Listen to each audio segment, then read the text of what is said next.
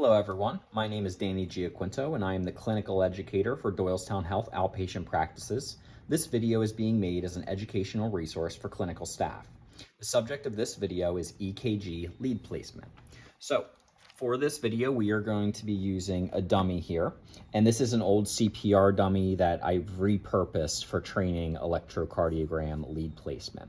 The reason I like using him is because he has ribs under here, which I can feel the ribs, and more importantly, I can feel the space in between the ribs, which is going to come into play for landmarking our lead placement. So just to start off, I'm going to talk about prepping the patient first. So you'll see I have an alcohol wipe here. The first order of business is to make sure that any clothing, jewelry is being removed. For a female patient, we want the shirt and bra off. We want them put into a gown to keep their privacy, but that way I can still feel for my landmarks, those intercostal spaces. So this pretend patient here, he's a man, and I've just had him remove his shirt. And now what I'm gonna do is I'm gonna take this alcohol wipe here and I'm gonna rip it open, and I'm just going to roughly wipe down the locations where I'm gonna place my leads, okay? And this isn't like, we're not doing a sterile procedure here. The purpose of the alcohol wipe is just to wipe away any sweat or any like fluids that might be in the way. Maybe the patient is wearing lotion, and I would just wipe all that up. And same thing I would do where I'm gonna put my limb leads as well. And just make sure I get all those spots and you're good. And then we're gonna allow that to dry. Okay, now we're going to place our electrodes. So we're gonna start with V1 through V6, okay? And the first place I'm gonna go is I'm gonna go right underneath the patient's clavicle here on their right side, okay? Underneath this clavicle, I'm gonna feel their clavicle here, and underneath I feel a space here. So I'm in between a rib. There's the clavicle, and there is their second rib right there. This is their first intercostal space, okay?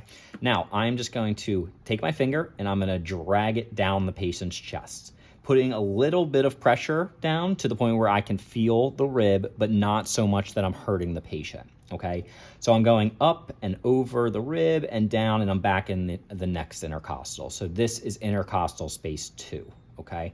And then I'm going down again into intercostal space 3 and into intercostal space 4. And this is the location of where V1 is gonna go. It's gonna go in the 4th intercostal space, and then it's gonna go on the right sternal edge of the patient's sternum here. So we wanna go as close to the sternum as possible without putting it directly on the sternum.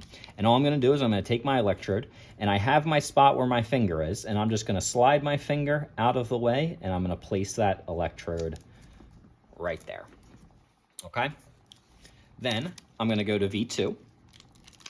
To find V2, all we're gonna do is we're gonna go directly across the patient's sternum, and we're gonna re-feel for our intercostal space, okay? Notice I don't have to recount here. I already did that on this side, okay? So I can just come directly across the sternum and feel for that intercostal space. There it is, and I'm gonna place V2 right there, okay? Next, I'm gonna skip V3. We're gonna come back to that. We're gonna go to V4. The landmark for V4 is the mid-clavicular line, okay? So right here, this line here is the patient's clavicle, okay? I'm gonna, in my head, or using your hand, you can palpate the clavicle, right, and kind of get the distance. And then you're gonna just eyeball the halfway point of it, okay? You're not whipping out like a ruler here to measure it. You just eyeball the midpoint of the patient's clavicle. And then you're gonna come down that line, and you are gonna feel for that 4th intercostal space again, okay?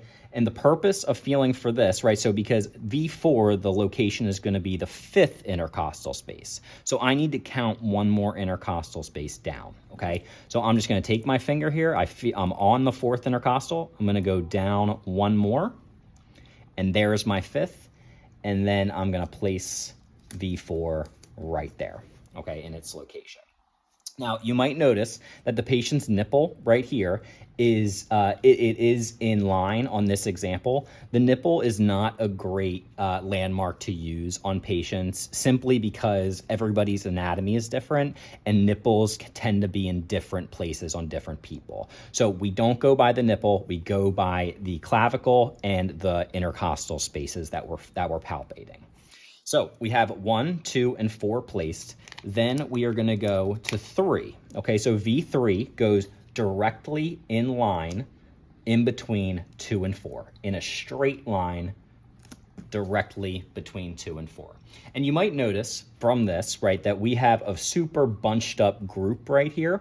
The reason for that is that this is a CPR dummy. He has about a 2.5-inch sternum in here, which is pushing these leads outwards, whereas these would typically be a little closer in, in the real world. Typically, a sternum is about 1 inch to 1.5 inches in width. So these will be a little closer. They'll be a little bit more spaced out than this. But notice the vertical height that I'm using here, right? It is literally 2 intercostal spaces worth of vertical height that I'm using, and that is the correct location. Then I'm going to go to V5, okay? V5, the landmark, is the anterior axillary line. So this is the front crease of the patient's armpit here. And we're going to go down this line, and we are going to go in line with V4, okay? And that is the location for V5.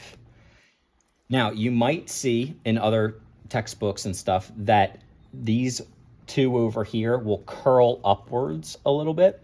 And the reason for that is that another acceptable location for this is anterior axillary line, but also the 5th intercostal space.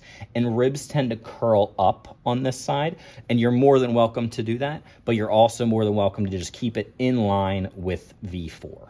Okay, and that's what we're doing in this video. So then I have 5 placed. I'm going to go to V6 next, and V6 is going to be the mid-axillary here, and I'll just turn him a little bit so you can see. I consider him this little flap right here, right, is going to be my middle of the armpit on him, and I'm just going to go down, and I'm going in line with 4 and 5 and placing right here. And that is my chest leads completed. V1 through V6. I am super tight here, right? So only 2 intercostal spaces worth of space here. And that is the way that leads should be placed on a person's chest. Now, to go over, some considerations that we have to make, some adjustments that we have to make here. So let's pretend, so this was a man here. Let's pretend we have a female, okay? So with a female, now we have a left breast that's getting in the way here. And notice how close V4 is here to this male patient's nipple, right? So typically there is a left breast that is interrupting these 2 positions. We never want to put these electrodes on breast tissue. So we're going to have to adjust and place them in a different spot. Okay, and the way we do this is so the patient, hopefully, if the patient has a bra on and they refuse to take it off, you're just going below the patient's bra. But if they don't, we can do this, right? So we have V4 is going to have to change positions. So all I'm going to do is I'm going to take the back of my hand and I am going to scooch the breast up as high as possible. And right at the base of the breast is where I'm going to put V4, but I'm still able to use my midclavicular line here, right? So I can still see the clavicle, and I'm going to place V4 right there, okay? So even though this lead is out of place, I still did the best I could, right? Because I knew that V4 is somewhere up, or V4 should be on intercostal space 5, somewhere up here, but I couldn't put it there because of breast tissue, okay? And now 3 is also sitting on breast tissue, so we need to move this.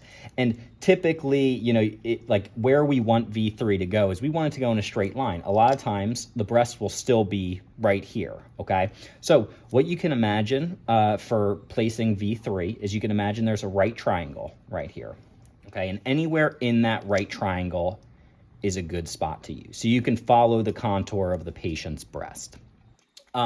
Where you don't want V3 to go, you do not want V3 to ever be to the left of V2. That's incorrect. You never want it to be below V4. That's incorrect.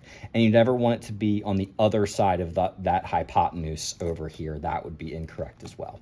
So somewhere in that right triangle is where you want to be. And then you're more than welcome to put V5 and V6 on that fifth intercostal space if you can get to it. If the breast is in the way, you do the exact same thing and you just go lower, okay?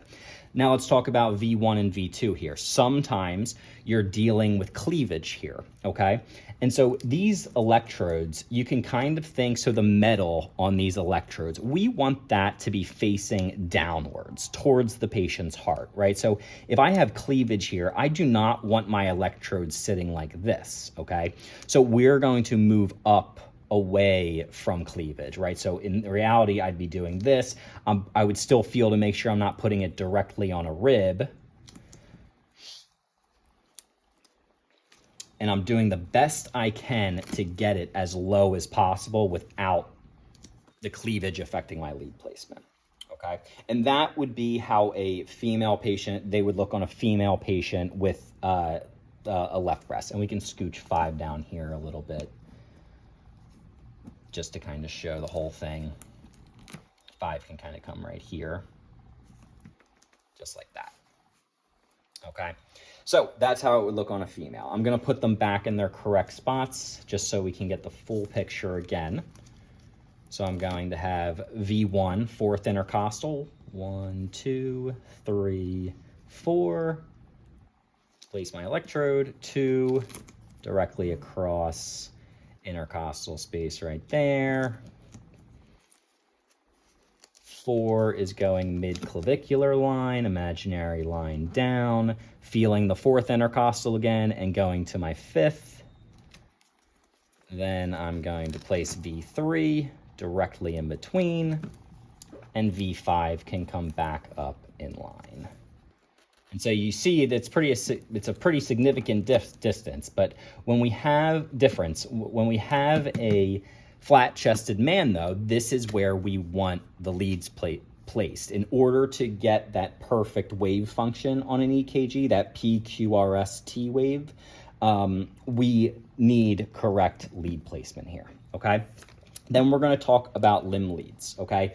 So limb leads, typically, so you're going to have a left arm, a left leg, and a right leg, okay? The leg ones, and obviously we're working with a dummy here who doesn't have any arms or legs.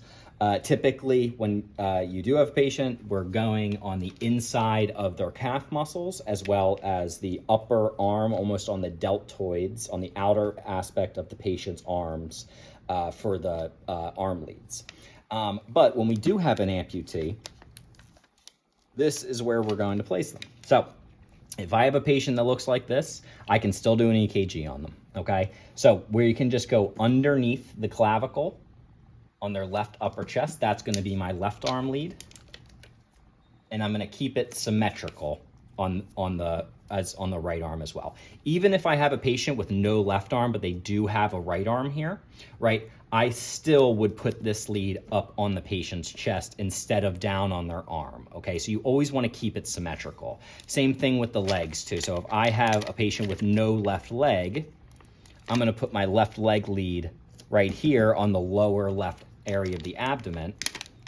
And then same thing, even if they have a right leg, I'm still going on the lower right area of the abdomen.